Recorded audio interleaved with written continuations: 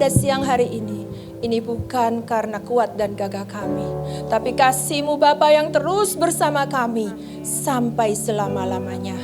Biarlah Engkau buka hati kami masing-masing Bapa, sehingga apa yang disampaikan baik kesaksian maupun firman-Mu ya Bapa, kami bisa meresponnya untuk kemuliaan nama-Mu. Terima kasih Tuhan Yesus, haleluya, amin. Silakan duduk. Saya mau bersaksi, bukan saya yang menyampaikan firman. Pertama-tama saya mengucapkan terima kasih kepada pengurus ya di tempat ini yang memberikan kesempatan kepada saya untuk menyaksikan tentang kasih Tuhan di dalam kehidupan saya. Saya perkenalkan nama saya dulu karena kalau tidak dikenal tidak disayang.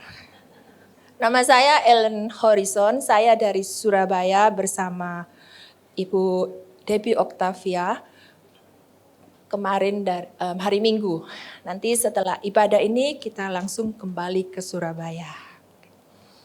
Saya ada di hadapan ibu-ibu, juga bapak ya beberapa. Tapi saya enggak bilang bapak, ibu aja. Di hadapan ibu-ibu pada siang hari ini semua karena kasih Tuhan di dalam kehidupan saya. 2013, tepatnya bulan September, saya divonis kena kanker payudara stadium akhir. Yang sudah metastase sampai ke kelenjar getah bening saya. Maaf, daerah ketiak saya. Ketika mendengar vonis dokter, di depan saya adalah kematian. Apalagi stadium akhir. Dokter mengharuskan saya untuk segera menjalani satu paket pengobatan untuk kanker, yaitu 24 kali kemoterapi yang saya harus jalani setiap 3 minggu, dan radiasi sebanyak 25 kali yang harus saya jalani setiap hari, dan satu lagi saya harus operasi mastektomi. Maaf, mastektomi adalah pengangkatan satu payudara saya. Saya mulai kemoterapi bulan Oktober. Efek kemo tidak menunggu lama di dalam diri saya. Rambut saya langsung rontok, kuku kaki saya lepas. Ketika saya menghadapi efek itu, saya menangis. Saya bertanya kepada Tuhan, Tuhan, kenapa ini Kau izinkan terjadi di dalam diri saya? Bukankah saya memberikan diri saya untuk pelayanan? Bukankah saya memberikan waktu saya di dalam pelayanan? Bahkan saya memberikan dana di dalam pelayanan. Tapi Tuhan tidak langsung menjawab. Saya bersyukur dalam keadaan lemah, suami anak-anak masih mengajak saya dan menemani ke gereja. Di gerejalah saya mendengar firman yang disampaikan 3 hamba Tuhan yang berbeda, 3 minggu, di mana setiap minggu itu firmannya sama. Buanglah kepahitan kamu, buanglah sakit hati kamu, buanglah kebencian kamu, karena itu sumber penyakitmu. Kita sering mendengar, kadang suatu penyakit itu karena sampah di dalam diri saya. Tuhan Yesus berkata di dalam Alkitab, bagaimana mungkin kau mengatakan bahwa engkau mengasihi Tuhan Allahmu kalau orang di sekeliling kamu benci? Pelayanan kita sia-sia, tidak berkenan di hadapan Tuhan. Kalau kita melayani Tuhan dengan hati yang penuh sampah. Mungkin ibu-ibu bertanya, kepahitan kepada siapa? Kebencian dan sakit hati kepada siapa? Sering nonton sinetron? Mertua dan menantu. Saya salah satu menantu di dalam situ. Mertua saya Cina Toto, suami saya anak pertama.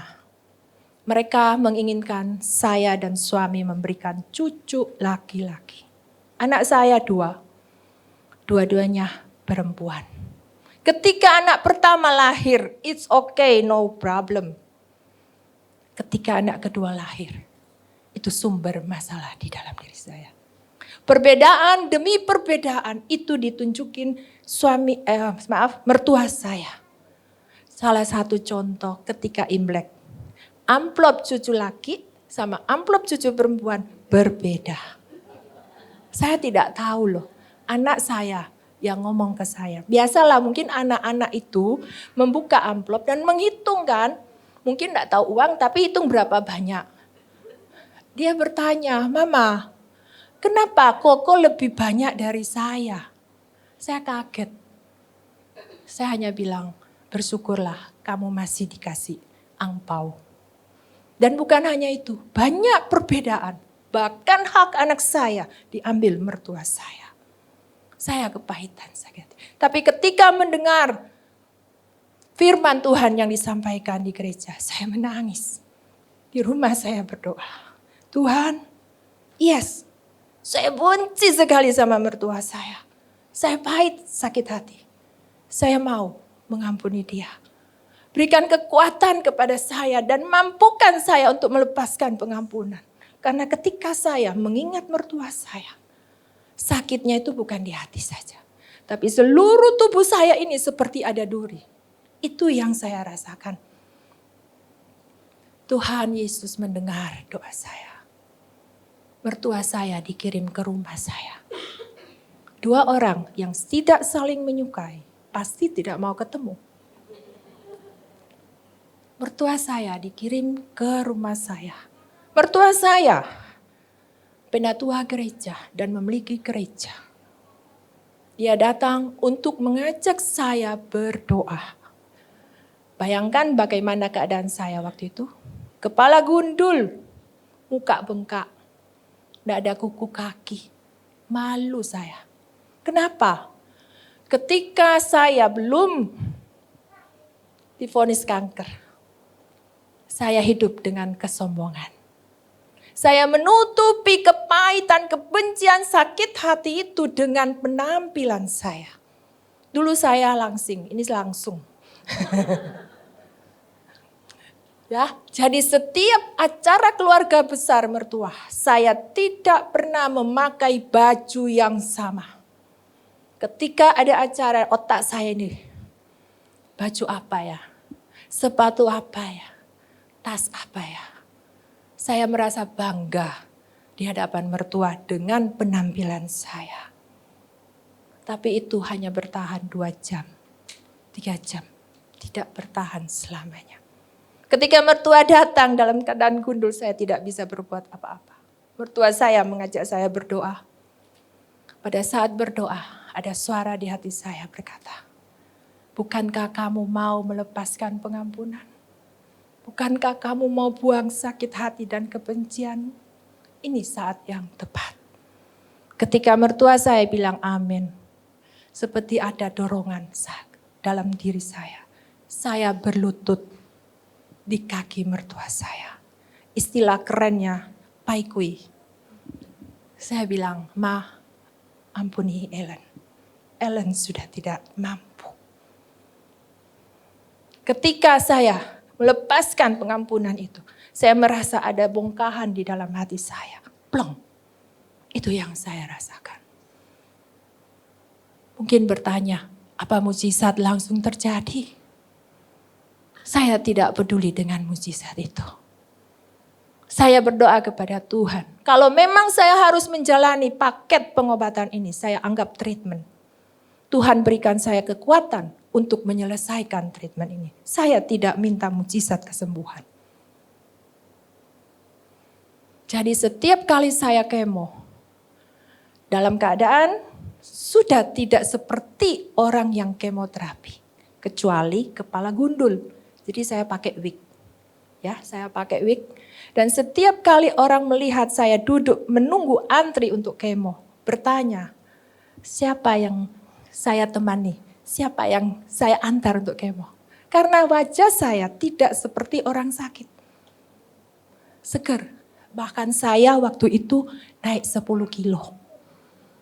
Orang yang kemoterapi pasti modelnya kurus, pucet, ya.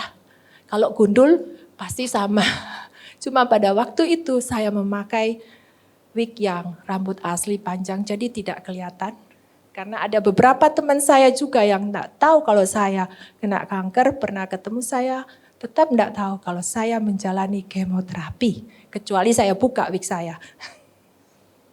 Ya, singkat cerita, ketika melepaskan pengampunan, saya tetap menjalani kemoterapi. Ya. Dan di mana saya mau berubah menjadi seorang istri yang tunduk kepada suami. Ya. Seorang ibu yang bijaksana dan berhikmat untuk anak-anak. Saya bilang kenapa ketika kita simpan pahit benci itu, karakter kita itu berubah. Ya. 2014 bulan Januari saya harus menjalani operasi mastektomi. Selesai operasi, saya betul-betul berada di bawah di dalam kehidupan saya sebagai seorang wanita. Kepala saya gundul, kuku kaki tidak ada, dan saya kehilangan satu payudara saya. Dalam keadaan tidak berdaya, suami saya mendorong saya di kursi roda. Saya bertanya kepada suami saya, "Pak, apakah kamu tidak malu dengan keadaan saya saat ini?" Suami saya menjawab dan saya tidak pernah akan melupakannya. Suami saya berkata, "Saya tidak malu dengan keadaan kamu saat ini. Yang saya malu waktu kamu dulu. Memang orang bilang kamu cantik, seksi. Ya, saya dulu kayak artis loh."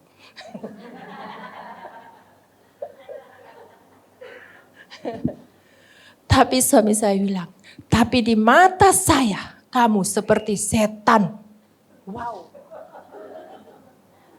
Bayangin ya, suami saya tinggal dengan setan satu rumah. Ngalang-ngalin neraka enggak?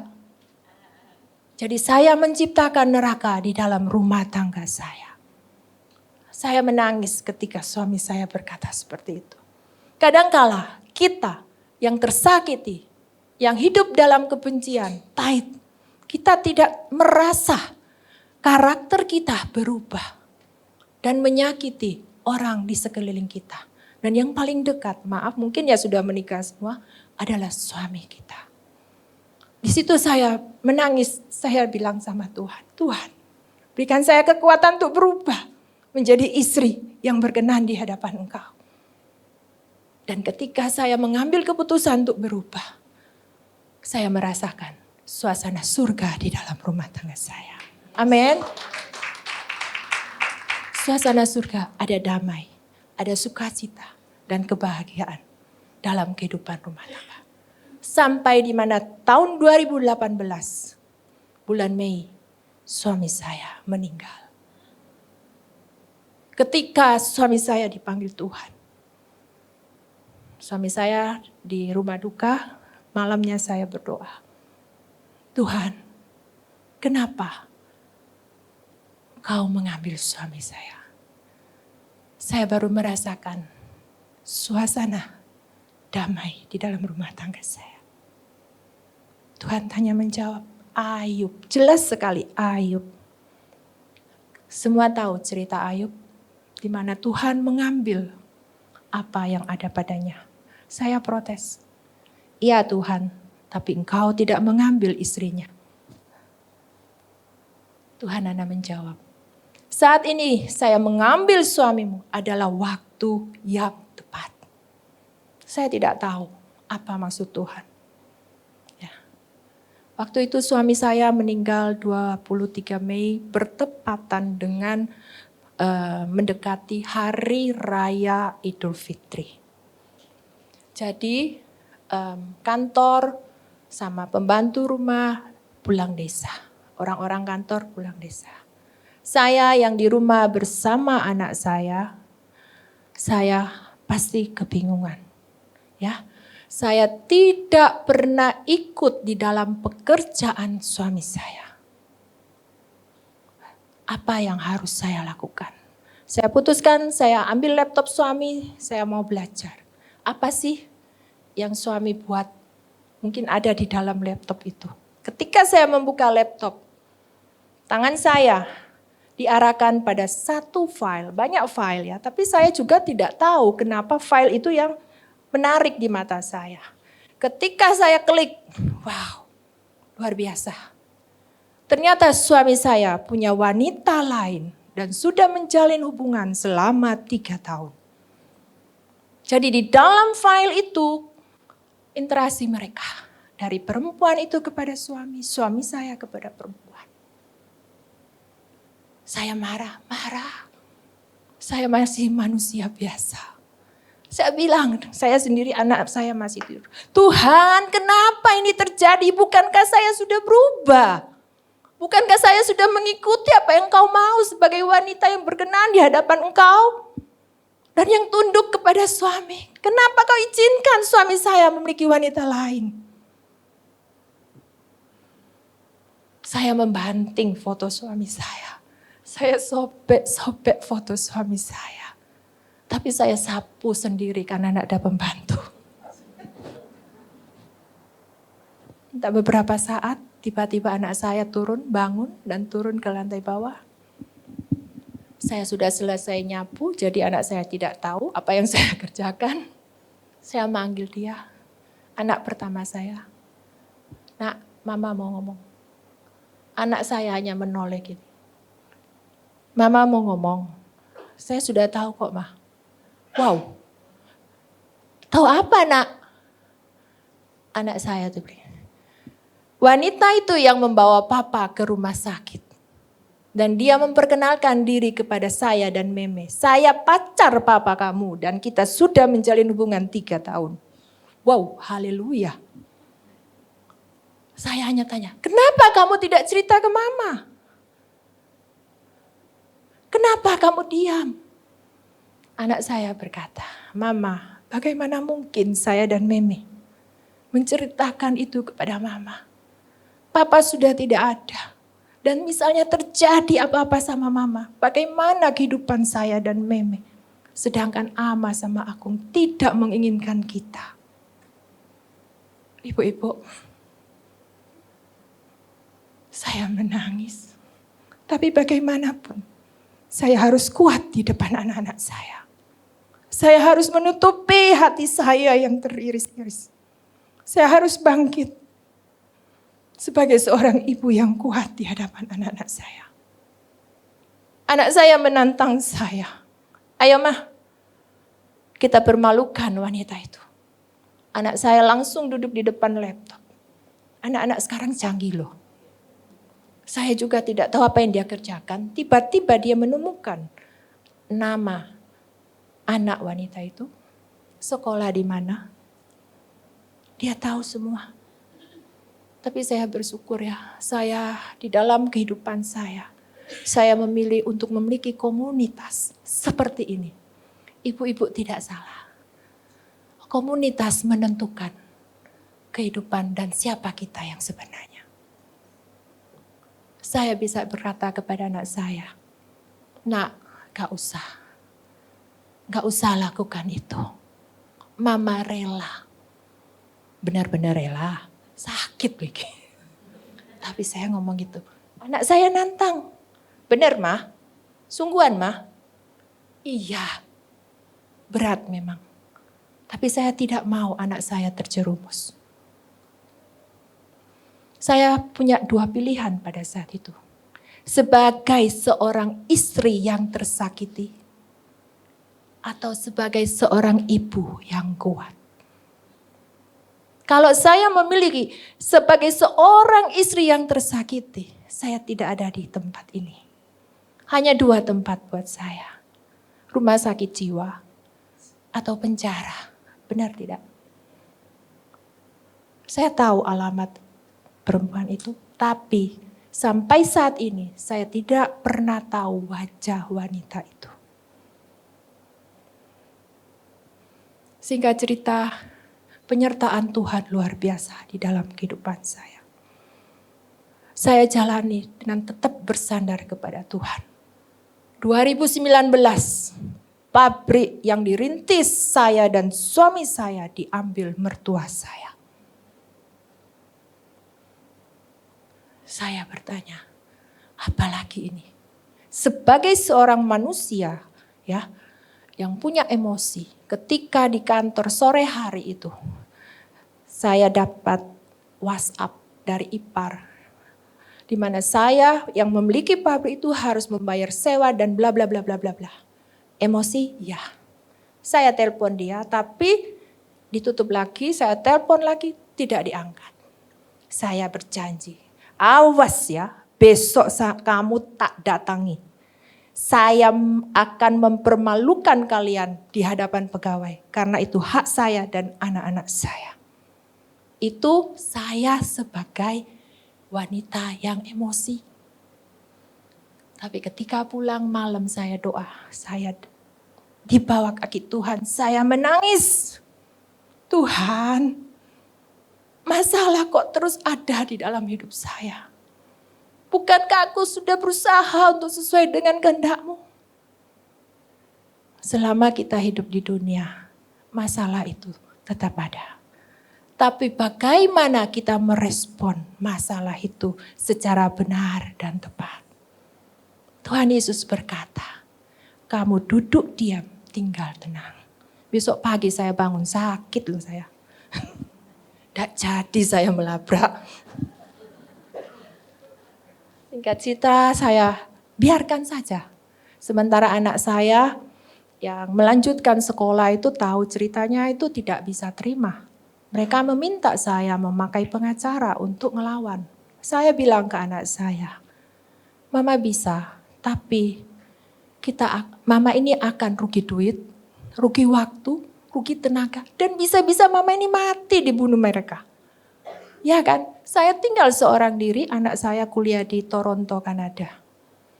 Jadi saya melupakan itu semua dan saya mengumpulkan pegawai yang ada di kantor saya. Jadi waktu itu kita ada pabrik, saya ada gudang, saya menempati di gudang. Saya mengumpulkan mereka dan sales, saya bilang gini, pabrik sudah diambil, saya kembalikan kepada kalian. Kalian mau ikut pabrik atau ikut saya, tergantung kalian. Dan mereka semua memilih ikut saya. Wow, pikirnya aku senang tak? Itu beban buat saya. Apa yang harus saya jual? Pabrik sudah diambil. Tapi di situ saya berdoa, Tuhan, kalau memang saya adalah alat-Mu untuk memberkati pegawai-pegawai ini, saya percaya Engkau akan buka jalan. Tuhan buka jalan luar biasa ya. COVID 2020, kiri kanan tumbang, tapi perusahaan yang saya pimpin tetap tinggi, tetap jalan. Anak saya sudah wisuda tahun 2022 di Toronto, Kanada. Situ saya menangis.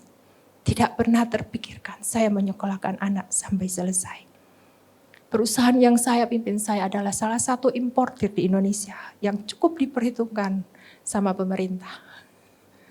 Ya. Saya tidak pernah membayangkan itu. Tapi saya pesan kepada ibu-ibu tempat ini. Apapun masalah, apapun persoalan yang Tuhan izinkan terjadi di dalam kehidupan kita, mari kita tetap bergantung kepadanya. Kita tetap berjalan pada jalur Tuhan. Percaya Tuhan tidak akan mengizinkan anaknya dipermalukan. Tuhan tidak pernah membiarkan anaknya yang disayanginya. Mungkin ibu-ibu melihat saya seperti ini. Ini semua karena kasih Tuhan. Anugerah Tuhan di dalam kehidupan saya. Dan dengan jalannya waktu, saya bersyukur karena seluruh pegawai saya melihat ada penyertaan Tuhan di dalam perusahaan itu. Saya tidak pernah mengkristenkan mereka. Saya tidak pernah mengharuskan di momen di mana Natal atau gimana saya harus pasang Natal. Tidak. Tiba-tiba suatu waktu saya kaget di bulan Desember berdiri pohon Natal di kantor. Dan saya bertanya, kenapa kalian pasang pohon Natal? Saya tidak instruksikan. Mereka ternyata urunan dan memasang pohon Natal. Dan mereka berkata, Bu, kita melihat ada Tuhan di dalam perusahaan ini. Amin. Secara agama, saya tidak mengkristenkan mereka. Tetapi saya percaya hati mereka sudah Kristen. Amin. Dan saya juga bersyukur tahun lalu di bulan Desember ada teman-teman ya, laki-laki semua yang ya suaminya dari teman-teman juga itu sempat berkata kepada saya, Ci Ellen, jujur kami mau minta maaf. Loh kenapa? Ketika suami Ci Ellen meninggal, yang terlintas di dalam pikiran kita, Ci Ellen akan terpuruk. Ci Ellen akan habis. Bagaimana dengan anak-anak? Tapi saat ini kami mengakui Tuhan ada di dalam kehidupan Ci Ellen. Amin. Tuhan ada dalam kehidupan saya. Tuhan ada di dalam kehidupan ibu-ibu yang hadir pada siang hari ini. Amin. Mari percaya Tuhan Yesus tidak pernah meninggalkan kita. Ya, amin. Itulah kesaksian saya. Semoga apa yang saya saksikan pada siang hari ini bisa memberikan kekuatan, bisa direspon dan ada jalan keluar untuk setiap masalah yang dihadapi. Amin. Tuhan Yesus memberkati kita semua. Ya, silakan duduk. Diberkati oleh kesaksian hari ini, amin. Kalau kita dengar kesaksian Bu Ellen itu tadi kesaksiannya komplit ya. Dari pergumulan kesehatan, dengan suami iya, dengan mertua iya, dengan pekerjaan juga iya. Tapi dari sini kita mau belajar, dari kesaksian yang kita dengar, kita juga harus belajar dari pengalaman orang lain, betul? Jadi kesaksian bukan hanya kita sedang wow, bukan, tapi ada sesuatu nilai yang bisa kita ambil, yang bisa kita pelajari di dalam kehidupan ini. Awal mulanya Bu Ellen nggak siap ketika dia divonis kanker, ya. Karena apa? Waktu itu beliau belum dalam Tuhan. Tetapi ketika beliau suami sudah dipanggil Tuhan, mendapati masalah-masalah yang lain, respon beliau sudah berbeda. Karena apa? Beliau sudah siap, beliau sudah di dalam Tuhan. Nah, pertanyaannya buat kita semua, wanita-wanita Tuhan di tempat ini. Kalau kita mengalami seperti yang Bu Ellen alami, pertanyaannya, apakah kita siap atau tidak? Hari ini kita akan belajar dengan satu tema, berani keluar dari zona nyaman. Gak enak ya temanya ya? Wow, katanya ibu-ibu, wow, aduh. Rasanya salah tempat ya Bu ya, tapi kita percaya tidak ada yang kebetulan di dalam nama Tuhan. Amin. Kita harus berani keluar dari zona nyaman. Kenapa saudara? Kita ini adalah wanita Tuhan.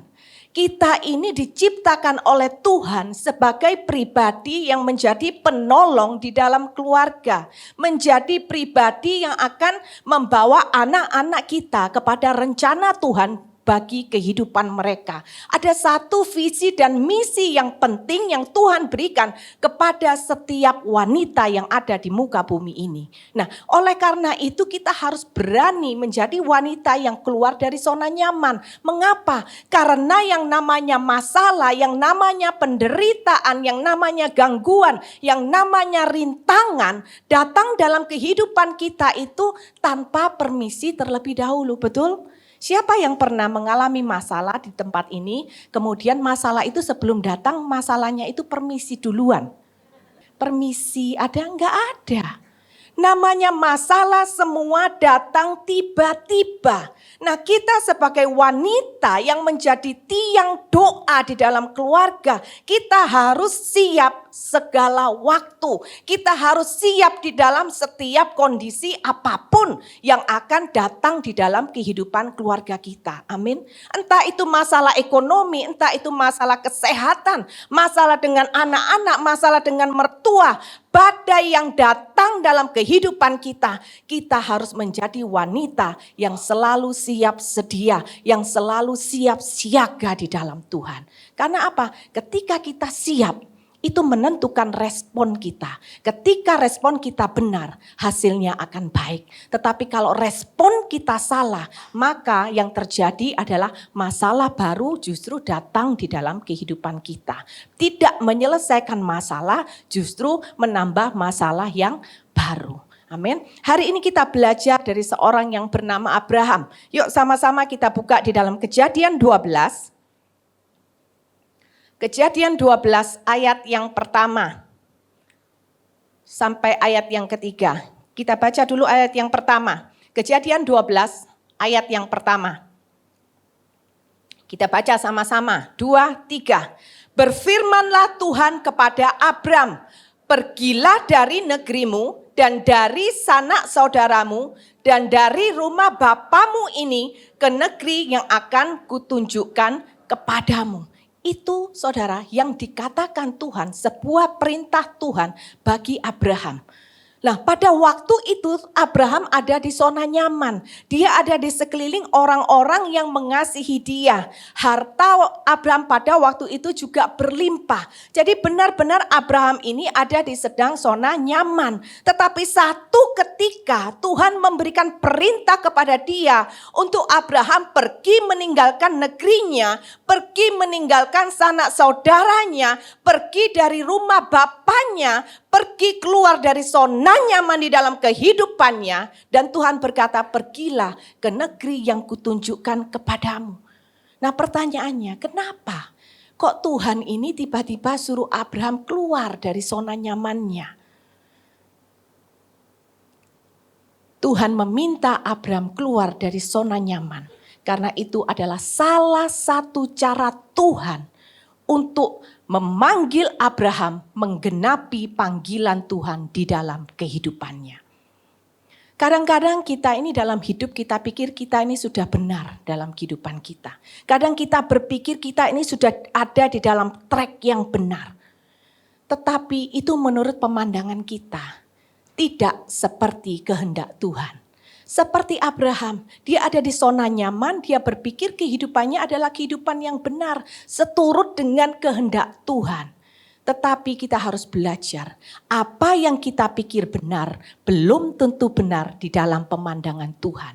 Dan cara Tuhan adalah mengoyakkan kita keluar dari zona nyaman. Supaya apa? Supaya kita tidak berdiam terus dan kita tidak berjalan di tempat yang salah terus menerus. Cara Tuhan adalah apa? Mengatakan, ayo engkau keluar dari tempatmu. Karena apa? Tempatmu bukan di situ. Mungkin kita merasa, Tuhan tapi aku sedang di zona nyaman. Seperti Abraham, dia mengatakan, Tuhan aku sedang di zona nyaman. Tapi Tuhan berkata apa? Yes, I know, tetapi bukan itu kehendak Tuhan bagimu. Tuhan memanggil Abraham keluar dari zona nyamannya. Karena apa? Tuhan ingin menunjukkan kepada Abraham, kepada seluruh dunia termasuk kita hari ini, bahwa Tuhan memilih satu bangsa yang namanya bangsa Israel, dipilih sebagai bangsa yang beriman, bangsa yang kudus di hadapan Tuhan. Sehingga Abraham perlu keluar dari sanak keluarganya. Karena apa? Mereka pada waktu itu suka menyembah berhala. Mereka pada waktu itu suka melakukan dosa demi dosa. Mereka hidup di dalam dosa. Sehingga Abraham perlu dipanggil keluar, dipisahkan dari lingkungannya untuk menunjukkan kepada Abraham, ini loh bangsa beriman yang benar kepada Tuhan harus seperti ini. Jadi Tuhan membuat pemisahan bagi Abraham dan keturunannya. Kadangkala kita berpikir saya ini sudah di zona yang benar, di tempat yang benar, tetapi Tuhan punya rencana yang jauh lebih besar daripada apa yang kita hadapi, yang kita jalani, apa yang kita pikirkan saat ini. Sehingga ketika kita disuruh Tuhan keluar dari zona nyaman, maka jangan marah, jangan bersungut-sungut. Karena itu adalah salah cara Tuhan untuk apa? Untuk supaya kita boleh menggenapi panggilan Tuhan di dalam kehidupan kita. Kadang kita dipanggil keluar dari zona nyaman supaya apa? Supaya fungsi kita sebagai istri penolong itu berjalan. Kadang-kadang tanpa kita sadari, kita ini justru merasa kita lebih kuat setelah kita mengalami masalah, betul? Kadang-kadang kita pun merasa, aduh saya nggak bisa apa-apa. Tapi ketika saudara dipaksa untuk keluar dari zona nyaman, dipaksa untuk saudara menghadapi masalah, ternyata kalau kita mau lihat 10-5 tahun ke belakang, bukankah saudara berkata, ternyata aku bisa ya. Betul? Tapi pada waktu saudara menghadapi masalah, saudara rasa-rasanya aduh enggak bisa. Mungkin sekarang saudara sedang di zona nyaman. Tadi saya bertanya kalau kita menghadapi seperti Bu Ellen kayak gimana? Kita dalam hati aduh aku enggak bisa aku enggak bisa. Tetapi kadang Tuhan mengizinkan ada masalah hadir dalam kehidupan kita. Kita dipanggil keluar dari zona nyaman. Bukan karena Tuhan itu benci. Tetapi karena Tuhan sedang membawa kita semua keluar dari trek yang salah, dibawa kepada trek yang benar, yaitu rencana Tuhan di dalam kehidupan kita semua. Amin, saudara. Dan pada waktu Abraham dipanggil keluar dari zona nyaman, ada satu hal yang harus Abraham lakukan, yaitu apa? Dia harus menyangkal dirinya, dia harus memikul salibnya. Dan bukankah di dalam Lukas 9 ayat 23 Tuhan berkata, katanya kepada mereka, setiap orang yang mau mengikut aku, ia harus apa saudara?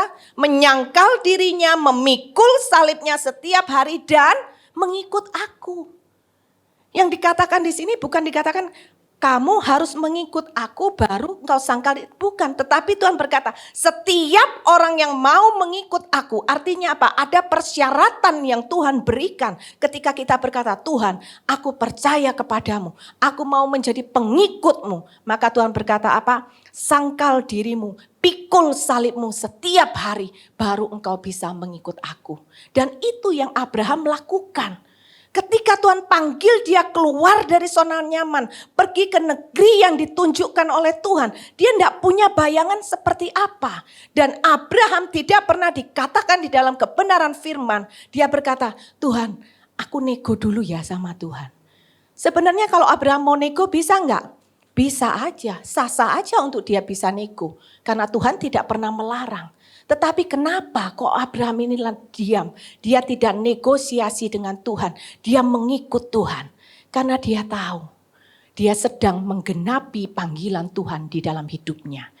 Dan yang namanya panggilan Tuhan selalu harus mengikuti cara kerjanya Tuhan. Seberapa banyak dari kita bilang Tuhan aku mau mengikuti panggilan Tuhan. Tapi kalau kita disuruh keluar dari zona nyaman kita aduh enggak mau Tuhan. Aku gini aja lah Tuhan, aku gitu aja lah. Kita mau agar panggilan Tuhan dalam kehidupan kita itu boleh digenapi. Tetapi kita sering maunya pakai cara kita sendiri. Pakai maunya kita sendiri. Nah ini yang enggak bisa saudara. Dan ketika kita seperti itu, kadang-kadang Tuhan memang mengizinkan ya untuk kita digelitik, untuk kita keluar dari zona nyaman ya. Kalau saya bacakan dalam terjemahan Indonesia tadi yang Lukas 9 ayat 23. Itu dikatakan seperti ini. Setiap orang yang mau mengikut aku harus melupakan kepentingannya sendiri dan terus mengikut aku dengan bertekad. Sekalipun harus mati, bahkan mati disalib, aku tidak akan mundur. Lihat saudara, ya. Kalau kita mau menggenapi panggilan Tuhan dalam kehidupan kita, dikatakan kita harus bisa melupakan kepentingan diri kita sendiri. Bahkan kita harus punya komitmen, sekalipun aku harus mati, bahkan aku mati disalib, aku tidak akan mundur. Menjadi wanita, boleh kita lemah lembut ya. Memang menjadi wanita enggak boleh kasar. Wanita Tuhan itu wanita yang lemah lembut, wanita yang bijaksana, wanita yang berhikmat. Tetapi menjadi wanita itu jangan yang melempem, yang seperti kerupuk kena air sedikit sudah enggak keras lagi. Tetap sekalipun kita lemah lembut, menjadi wanita harus tetap punya komitmen. Apapun yang terjadi, aku tidak akan mundur. Karena apa? Karena memang ketika aku mau masuk di dalam panggilan Tuhan, aku sudah mengerti apa yang harus aku lakukan, yaitu apa? Melupakan kepentinganku sendiri. Apa panggilan kita di dalam Tuhan? Di dalam keluarga, menjadi istri bagi seorang suami, menjadi mama bagi anak-anak yang Tuhan percayakan, menjadi hamba-hamba Tuhan yang melayani di tempat ini. Mungkin saudara punya pelayanan di tempat lain. Ingatlah bahwa setiap wanita di dalam Tuhan dipanggil untuk menjadi berkat. Dan kita tidak akan pernah bisa menjadi berkat ketika kita tidak melupakan kepentingan diri kita sendiri, betul? Di dalam melayani, di dalam keluarga, kalau kita selalu mengutamakan kepentingan kita, apa yang terjadi? Berantem setiap hari sama suami, betul enggak? Kalau kita selalu mengedepankan kepentingan kita, bisa enggak kita melayani anak-anak? Enggak bisa.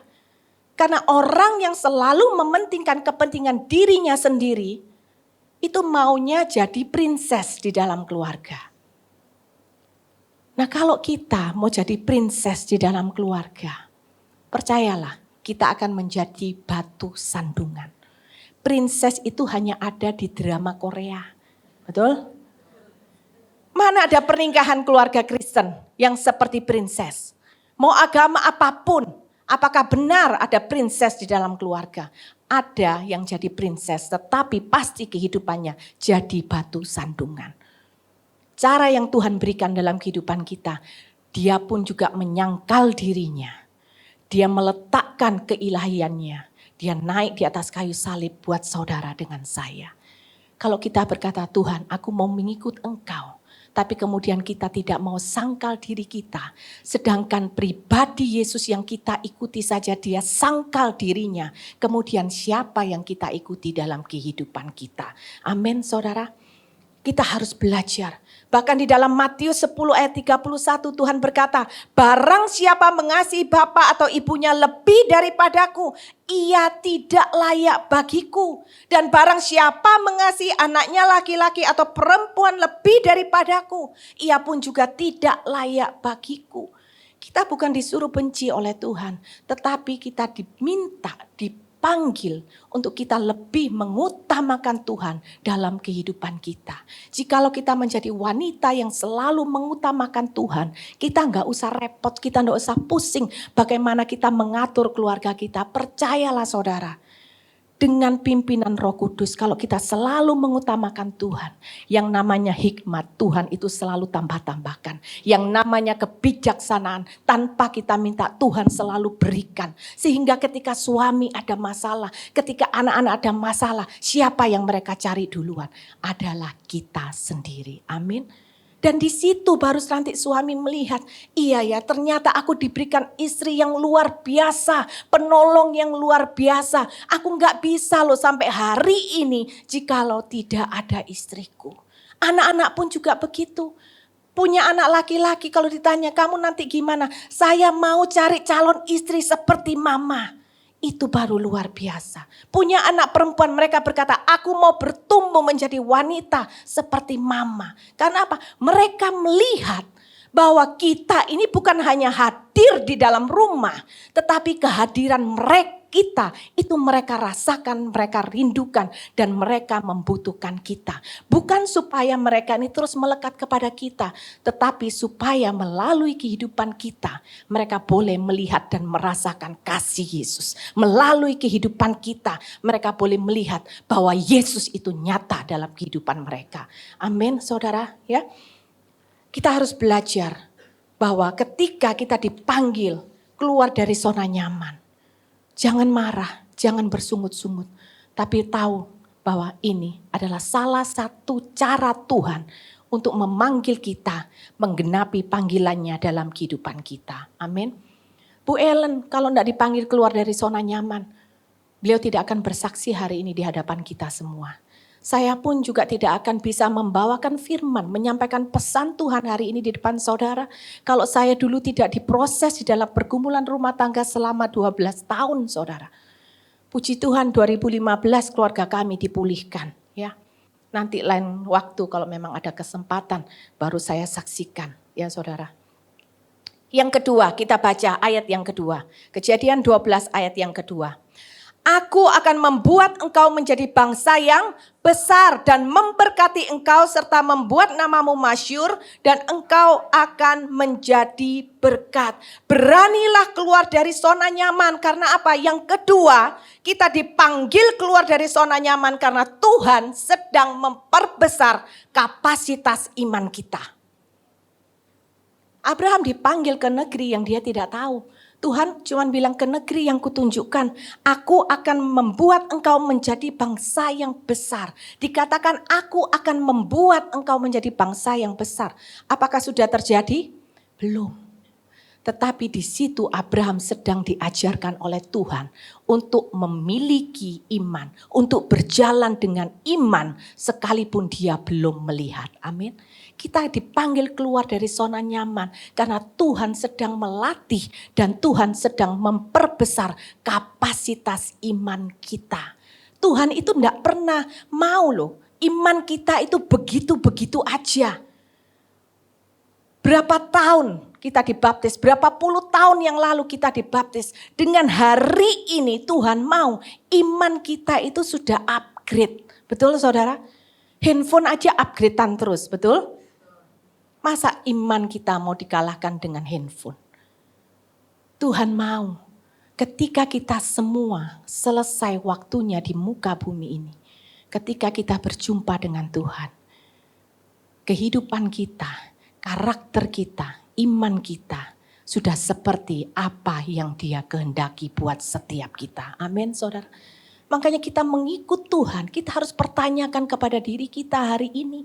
Apakah imanku ini sama aja dengan 5 tahun, 10 tahun yang lalu? Jikalau kita berkata, Bu, enggak sama, tapi malah turun. Wah, itu PR-nya lebih berat ya. Nanti bisa dibaptis sama Ibu Gembala lagi. Nah, di sini Tuhan berjanji kepada Abraham bahwa Tuhan akan membuat dia menjadi bangsa yang besar. Abraham belum melihat, dia tidak tahu caranya. Dan ketika dia tidak tahu caranya, dia tidak mengerti gambarannya seperti apa. Itulah yang akan membuat Abraham ini lebih mengandalkan Tuhan di dalam kehidupannya. Betul? Ketika kita tidak mengerti apa yang sedang terjadi di depan kita. Kita sedang meraba-raba tapi kita juga tidak menemukan jawabannya. Kadang kita tuh marah sama Tuhan. Kita bilang, Tuhan kenapa engkau biarkan ini terjadi? Tuhan gak adil. Katanya Tuhan itu sayang, tapi kenapa Tuhan? Kita harus belajar menjadi orang percaya melihat segala sesuatu dari kacamata Tuhan. Karena kacamata Tuhan itu kacamata yang benar, kacamata yang mulia, kacamata yang penuh kasih. Berbeda dengan kacamata kita manusia. Manusia itu sukanya komplain, betul? Siapa kalau ke restoran makanannya datang lama aja sudah marah-marah? Oh enggak dah di sini, puji Tuhan ya. Amin. Saya aminkan duluan ya. Tapi jangan sampai enggak ada Bu, enggak ada yang ngaku, enggak ya. Iman kita ini saudara harus bertumbuh. Tetapi yang namanya manusia kadang ya iman kita itu tidak bertumbuh melalui kenyamanan. Tetapi kadang-kadang iman kita itu harus dipaksa bertumbuh melalui yang namanya masalah. Melalui yang namanya penderitaan, yang namanya rintangan. Amin saudara. Kalau ditanya saya dengan 15 tahun yang lalu. Kalau 15 tahun yang lalu, 20 tahun yang lalu, kalau saya ditanya, Bu Debbie mau enggak masalah? Saya bilang enggak mau. Karena apa? Saya enggak mau dapat masalah. Saya maunya enak di zona nyaman, betul? Semuanya yang serba baik, suami baik, anak-anak baik. Semuanya baik seperti yang di drama Korea. Tapi kalau hari ini ditanya, Bu, mau enggak dapat masalah? Saya akan jawab, kalau saya disuruh cari masalah, saya enggak mau. Tetapi kalau memang masalah itu diizinkan Tuhan untuk saya alami sebagai orang benar, maka saya akan terima dengan sukacita. Karena saya tahu masalah yang diizinkan Tuhan terjadi di dalam kehidupan orang benar tidak akan pernah membuat masalah itu membuat hidup kita terpuruk. Tetapi yang sebenarnya yang Tuhan mau adalah ketika orang benar mengalami ujian, mengalami masalah, mengalami penderitaan, imannya itu semakin bertumbuh, semakin berakar kuat di dalam Tuhan. Amin saudara. Karena apa? Seperti Ayub. Kalau Ayub tuh sampai berkata, kalau dulu aku itu masih tahu Tuhan itu dari kata orang. Tetapi hari ini aku mengalami sendiri sebuah pernyataan iman yang dilakukan oleh Ayub bahwa apa? Kalau dulu masih dengar kata orang itu tidak membangun imanku. Karena tidak membuat aku mengenal Tuhan. Tetapi setelah aku mengalami semuanya itu, di situ aku mengalami Tuhan. Dan ketika aku mengalami Tuhan, aku lebih kenal Tuhan. Dan ketika aku lebih kenal Tuhan, imanku semakin bertumbuh di dalam Tuhan. Sehingga dia tidak berani untuk berkata, untuk dia komplain sama Tuhan. Saudara, kita lihat lagi siapa Daud. Daud sebelum dia menghadapi Goliat, dia ditempa duluan oleh Tuhan menghadapi siapa? Binatang buas ketika dia menggembalakan domba-domba ayahnya. Di situ dia sedang dilatih oleh Tuhan untuk apa? Menghadapi masalah. Sehingga ketika Daud harus menghadapi Goliat, apakah dia tahu satu hari kelak dia akan menghadapi Goliat? Dia enggak tahu. Pada waktu itu apa yang sedang dia lakukan? Dia cuman kepo, ya. Daud juga kepo, apa yang terjadi dia kepingin lihat. Sehingga dia datang, ada apa sih itu kok rame-rame? Jadi Daud datang pergi lihat. Oh ternyata ada seorang yang namanya Goliat menantang bangsa Israel. Menghina-hina bangsa Israel. Kemudian akhirnya Daud berani menghadapi Goliat. Kemudian dia berkata apa? Engkau mendatangi aku dengan senjatamu. Tetapi aku mendatangi engkau dengan nama Tuhan bangsa Israel. Kenapa? Kok Daud sampai berani menyatakan imannya seperti itu. Bahkan Daud berkata kepada raja aja takut loh menghadapi Goliat. Tentara yang jago perang, tidak ada satupun yang berani menghadapi Goliat. Tetapi Daud yang badannya apa? Kecil. Dia tidak pernah pergi berperang, usianya juga masih muda. Kenapa dia berani? Karena dia mengalami yang namanya satu pengalaman iman berjalan bersama dengan Tuhan. Sehingga ketika Daud melihat raja itu takut, Daud berkata kepada rajanya apa? Raja enggak usah takut. Ini loh aku bukti. Kalau dulu aku ditolong Tuhan, aku berhasil membunuh semua binatang buas itu karena pertolongan Tuhan. Maka kalau dulu Tuhan tolong, kali ini pun Tuhan akan tolong. Lihat saudara. Ketika Daud menghadapi binatang buas, dia mengalami Tuhan. Itu perjalanan imannya bersama dengan Tuhan yang membuat dia semakin kenal Tuhan. Ternyata dia tahu, oh ternyata ketika anak-anak Tuhan menghadapi masalah, Tuhan itu tidak pernah tinggalkan. Tetapi justru Tuhan memberikan kekuatan, Tuhan memberikan kuasa, Tuhan memberikan kemampuan bagi Daud untuk bisa mengalahkan binatang buas. Sehingga ketika Daud menghadapi Goliat, dia berkata apa? Aku tidak takut lagi. Kalau dulu Tuhan tolong, maka kali ini pun juga Tuhan pasti tolong. Amin saudara. Ayub dan Daud, mereka belajar memperbesar kapasitas iman mereka. Bukan di zona nyaman, tetapi melalui masalah yang terjadi di dalam kehidupan mereka. Kadang-kadang ada hal-hal yang Tuhan ajarkan itu tidak bisa Tuhan ajarkan kepada kita ketika kita sedang di zona nyaman. Karena apa? Kita itu kalau di zona nyaman seringkali melupakan Tuhan. Betul? Nasihat dari orang-orang sekitar kita tidak mau dengar. Karena apa? Aku di sini sudah nyaman. Tidak perlu banyak omong, jangan cerewet-cerewet gitu ya. Tapi coba kalau ada masalah. Nggak usah orang yang cari kita yang bingung cari orang, betul? Cari ibu gembala, bapak ditelepon, bu ayo doakan ini gimana. Kadang-kadang saya kalau orang konseling itu kadang sampai 1:30 pagi. Kadang ada yang 1:30 pagi baru telepon. Awal-awal saya jengkel saudara. Tapi saya belajar yang namanya hamba Tuhan, yang namanya melayani. Saya harus bisa memberikan waktu. Bukan untuk mereka, tetapi saya belajar untuk tidak mengutamakan kepentingan saya sendiri. Kalau boleh lebih milih enak tidur, betul saudara? 1:30 kadang nangis. ngomong segala sesuatu yang saya sudah tahu. Karena apa? Saya juga mengalami pergumulan rumah tangga selama 12 tahun.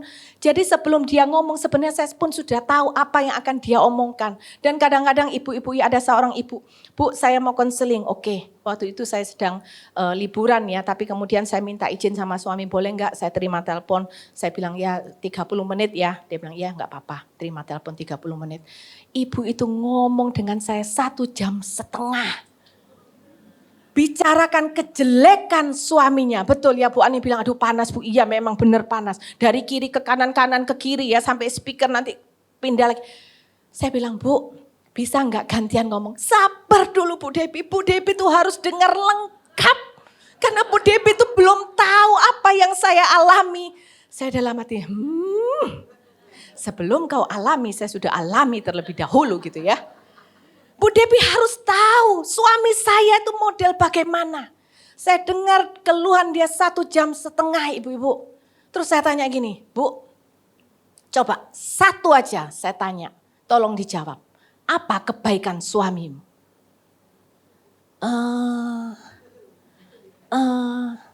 Maaf ya Bu Debbie, anak saya mau makan, nanti kita lanjut lagi. Lihat ya. Tapi kita belajar, amin. Jangan lihat kejelekan orang, tapi lihat kejelekan diri kita sendiri. Tapi selalu ingatlah kebaikan orang, terutama kebaikan Tuhan dalam kehidupan kita. Amin saudara ya. Jadi hari ini kalau saudara dipanggil keluar dari zona nyaman, jangan marah. Karena apa? Tuhan sedang mengajarkan, memperbesar kapasitas iman kita kepada Tuhan. Amin saudara.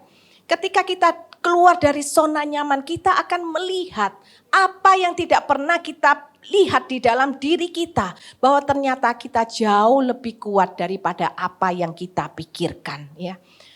Ketika kita dibawa keluar dari zona nyaman, Tuhan itu mengajarkan kita untuk mengandalkan Tuhan.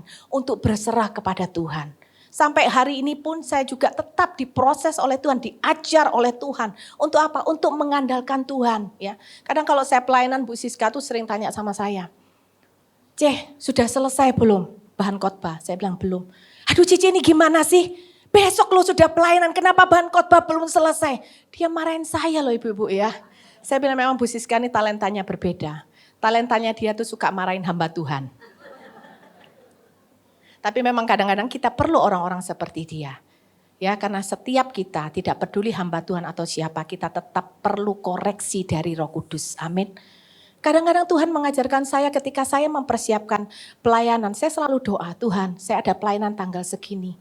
Tuhan mau bicara apa ya, temanya apa, perikopnya dari mana, ayatnya apa, poinnya apa ya Tuhan. Kadang Tuhan mengajarkan saya di last minute saudara. Kadang saya bingung. Dan saya orangnya nggak bisa dengan logika, wes Bu Debbie ini loh ada buku bahan khotbah 145. Saya buka, saya sudut bawa, saya nggak bisa. Selalu saya harus dapat sendiri dari Tuhan, baru saya bisa menyampaikan. Kalau enggak saya enggak bisa. Dan di situ Tuhan sedang mengelatih saya, mengajarkan saya apa? Bahwa engkau melayani Tuhan, engkau menyampaikan kebenaran firman, bukan dengan logika dan kekuatanmu, tetapi engkau harus belajar, bersandar dan mengandalkan Tuhan dalam hidupmu. Amin saudara. Kadang-kadang enak enggak enak kadang-kadang. Kadang-kadang besok harus bangun pagi, kadang kalau Tuhan baru ngomongnya tengah malam ya saya selesaikan, kadang 2:30 pagi baru selesai, jam 5 sudah harus berangkat ke airport. Enggak tidur Bu, ya tidurlah lumayan 1 jam. Seperti kemarin hari Minggu saya cuma tidur 3 jam. Tetapi ketika selesai saya ngomong dengan Bu Ellen, puji Tuhan ya pelayanan hari ini selesai. Toh juga bisa terselesaikan. Dan kemudian saya belajar apa? Jalani itu semua. Day by day, kesusahan sehari cukuplah sehari. Amin saudara, di mana ada kesusahan, Tuhan itu selalu memberikan kekuatan, penghiburan dan sukacita dengan porsi yang sama dengan masalah yang kita hadapi sehingga kita tidak akan terpuruk. Amin. Nah yang terakhir ya, kita baca ayat yang ketiga. Aku akan memberkati orang-orang yang memberkati engkau dan mengutuk orang-orang yang mengutuk engkau, dan olehmu semua kaum di muka bumi akan mendapat berkat. Jangan pernah takut, kita harus berani keluar dari zona nyaman. Karena apa? Ada penyertaan Tuhan bagi kita. Amin saudara. Kadang kita ini ngerti loh, kalau Tuhan itu maha kuasa, betul? Kita tahu bahwa Tuhan itu menyertai kita. Tapi kenapa kok kita itu sering kali takut menghadapi masalah? Karena jawabannya itu apa? Kita tuh loh gak suka zona nyaman kita itu terusik. Jawabannya hanya simpel itu saja. Tapi kalau kita mau, kita punya komitmen. Apapun yang terjadi aku tidak akan mundur. Dan kita tahu ada penyertaan Tuhan dalam kehidupan kita. Mengapa kita takut? Siapa di sini yang sudah menikah? Oh semua. Jujur ya di sini. Kemarin saya minggu pelayanan saya tanya, siapa di sini yang sudah punya pasangan? Hanya mungkin 10% yang angkat tangan. Angkat tangannya pun juga cuman gini. Saya bilang itu ya, ayo. Jangan cari kesempatan dalam kesempitan. Ngaku enggak punya pasangan supaya dapat pasangan lagi yang baru. Mereka ketawa semua. Kita sudah pernah punya anak ya. Anak kita kalau kecil, mereka takut. Apa yang mereka lakukan? Mami, gandeng aku. Betul? Ketika dia sudah gandeng tangan kita, mereka berani enggak? Mereka berani. Karena apa? Mereka tahu ada mama yang bersama dengan aku. Kalau mama ada bersama dengan aku enggak perlu takut. Karena apa? Kalau aku jatuh, ada tangan mama yang mengangkat. Kalau aku ada masalah di depan, ada mama yang akan menyelesaikannya bagiku. Amin, saudara. Makanya Tuhan berkata apa? Punya iman seperti anak kecil yang apa? Yang selalu mengandalkan Tuhan dalam kehidupan kita. Karena apa? Kita tahu ada penyertaan Tuhan di dalam kehidupan kita. Tapi sering kalinya kita itu sukanya nyodorkan agenda kita sama Tuhan. Tuhan, ini loh Tuhan, tok ya Tuhan. Kita berdoa itu hanya supaya Tuhan itu kasih ACC sama agendanya kita. Tetapi Tuhan mengajarkan kepada kita hari ini, jangan pernah takut keluar dari zona nyaman. Karena ada penyertaan Tuhan di dalam kehidupan kita. Amin. Sadrak, Mesak, Abednego, mereka masuk ke dalam dapur perapian dengan gagah berani, dengan tidak takut, dengan tidak gentar, dengan penuh iman. Karena apa? Mereka tahu ketika mereka masuk di dalam dapur perapian, ada Tuhan yang berjalan bersama dengan mereka. Terbukti sampai raja bertanya, tadi yang masuk 3 orang, tapi kenapa aku lihat ada 4 orang di dalam? Itu adalah Tuhan di dalam kehidupan kita. Amin, saudara. Tuhan itu terlalu mengasihi kita. Kalau Tuhan tidak mengasihi kita, dia tidak akan mungkin mati di atas kayu salib. Kalau dia sudah berani berikan nyawanya, apakah kita masih meragukan penyertaan Tuhan dalam kehidupan kita? Tuhan itu tidak pernah jahat. Tuhan mengizinkan kita terjadi masalah, menghadapi yang namanya zona nyaman itu harus diusik. Bukan untuk membuat kita down, tetapi untuk supaya iman kita lebih bangkit. Dan Tuhan tahu, tanpa kuasa, tanpa kekuatan dari Tuhan, tidak ada satu manusia pun yang mampu menghadapi masalah dalam hidupnya. Sehingga oleh karena itu Tuhan itu tidak pernah tinggalkan kita. Dia menjagai kita. Sama seperti ketika kita mau anak kita belajar berjalan. Kita katakan apa? Jangan takut. Ayo mama tuntun, kamu pasti bisa. Seperti itulah Tuhan kepada kita ketika kita menghadapi masalah dan penderitaan. Jangan pernah takut. Yang terpenting engkau tidak pernah melepaskan tanganku. Karena aku Tuhan yang tidak akan pernah melepaskan tanganku di dalam genggaman tanganmu. Amin, saudara.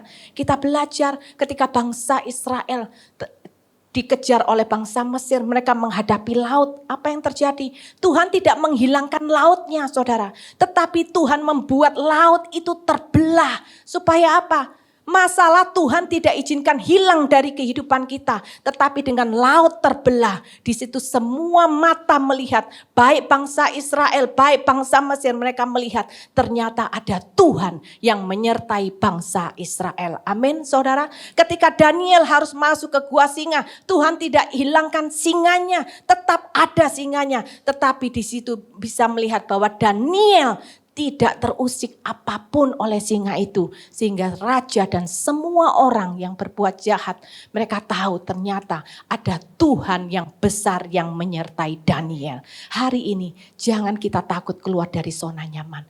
Bahkan Ketika kita mengalami masalah dan penderitaan, gak usah malu sama orang lain. Selama kita berjalan di dalam kebenaran, masalah penderitaan itu adalah biasa. Itu adalah ujian. Tetapi saudara tunjukkan seperti Daniel, seperti Sadrak, Mesak, Abednego. Mereka masuk ke dapur perapian dengan gagah berani. Seperti itulah yang Tuhan mau kita lakukan. Hadapi masalahmu, hadapi penderitaanmu dengan gagah berani. Karena engkau tahu, engkau tidak pernah berjalan sendiri. Tuhan selalu ada menyertai saudara dengan saya. Sampai setiap kita keluar sebagai pemenang. Amin saudara. Yuk kita bangkit berdiri.